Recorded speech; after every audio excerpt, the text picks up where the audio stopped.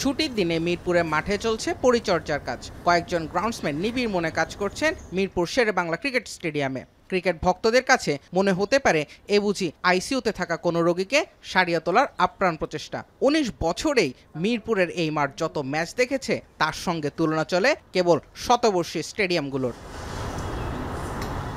আন্তর্জাতিক ম্যাচের পরিসংখ্যান থেকেই শুরু করা যাক। ১৯ বছরে ক্রিকেটের ৩ ফরম্যাট মিলিয়ে মিরপুরে হয়েছে ২১৪ ম্যাচ, যার অর্থ গড়ে প্রতি বছর ১১ দিনের বেশি এই মাঠে আন্তর্জাতিক ক্রিকেট গড়িয়েছে। ঘরোয়া ক্রিকেটের হিসেবে সংখ্যাটা ২০ দিনের কাছাকাছি। অন্তত ২০০ ম্যাচ আয়োজন করেছে এমন মাঠের বিচারে এই সংখ্যায় সর্বোচ্চ। সিডনি ক্রিকেট গ্রাউন্ডে বিগত ১৪৩ বছরে গড়ে ২ দিন আন্তর্জাতিক ক্রিকেট হয়েছে।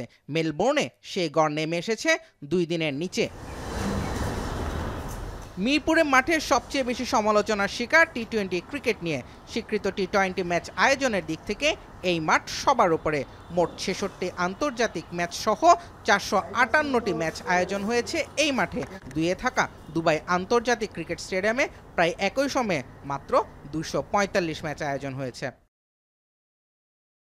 অথচ বাংলাদেশে মাঠ নিয়ে সংকট নেই, আছে পরিকল্পনার অভাব। নারায়ণগঞ্জের ফতুল্লা স্টেডিয়ামে ২০১৬ সালের পর থেকে হয়নি কোনো ম্যাচ।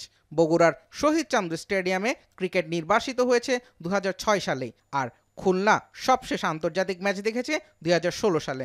এছাড়া রাজশাহী কিংবা কক্সবাজারে প্রথম শ্রেণী আর যুব ক্রিকেটের ম্যাচ হলেও নেই কোনো আন্তর্জাতিক ম্যাচ।